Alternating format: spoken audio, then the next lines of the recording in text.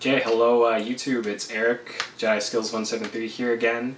I've been making a lot of progress on my iPhone RPG. I'm not going to show the most current build because I'll save that for a close-up video because I can't really see too well from this distance, so I'll just stick to talking to it.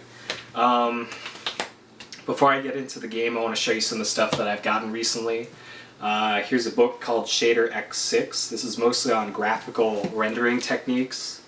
I got this because the new iPhone has something called shader support, and it'll allow you to do a lot of really cool stuff with the graphics. Like, for example, let me get to it here. Like there, that parallax mapping where it fakes depth on a flat plane, and then how to properly render ice, stuff like that. Making good-looking waves on ocean water. Just things like that. This book is mostly math, so a lot of it's way over my head, but a good 10% is maybe usable by me, so that's worth it enough to get the book. I also picked up this. It's character animation with Blender. It's slightly outdated, but it's good enough for me because I wanted to see how people do really heavy-duty character rigging, which is making a skeleton for something. So it's pretty much a step-by-step guide on how to make like run animations for characters, all the stuff that I really need to do for my game, and the tutorials online are kind of lacking, so I figured I would get this, and it's really been a big help.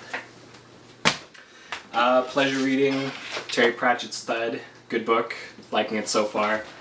Pretty much more the same. I totally forgot to start my timer. I think that's about it for stuff not game related. I installed Ubuntu 9.04, I think, on my old laptop because I was using it as a file server before, and I figured I could put some more use through it while still being a file server.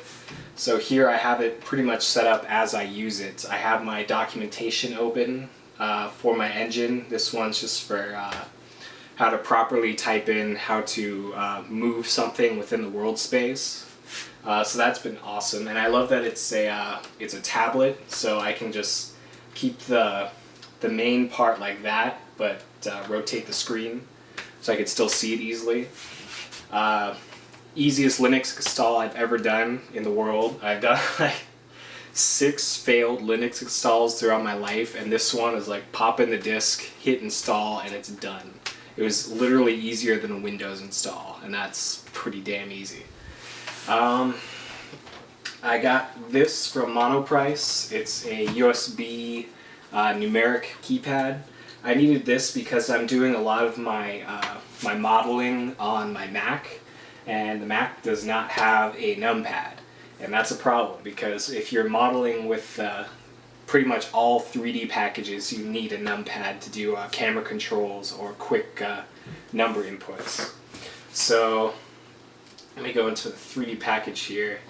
So with this, if you want to do front view, you hit, I think it's 1, and then side view is 3, top view is 7, and then you can rotate like that,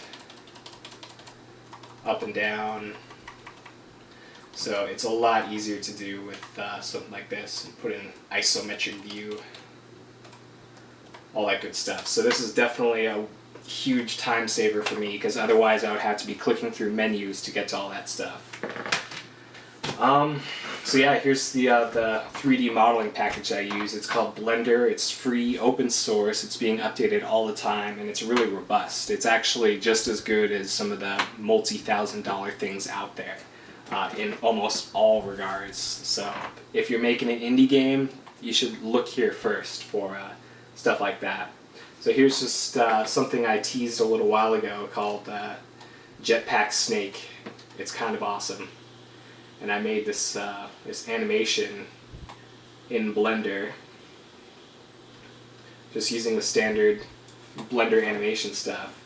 Now if we go into my game engine here, this is what the Unity 3D engine looks like, and here's the code for it. So if we go in here and actually play this, it looks kind of janky because I have it in full screen mode, but if we go in here That is totally Jetpack Snake. I haven't put in a way to turn the jets on and off yet, but that's pretty much how it looks. And it looks just like that on the iPhone, and it runs just as good. So this is just a little proof of concept that I can actually do something approaching a cutscene in a game. So it works, I'm glad it works, and I keep moving on with all my stuff.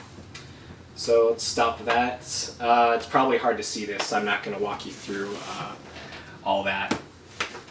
I think that's about it for this video blog. So I'm going to keep doing the video updates of my RPG probably every second to third day, and then usually every night I'm going to be doing at least a picture update.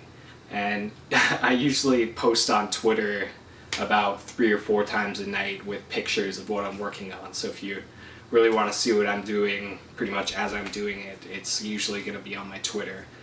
Twitter is 3FG_INC.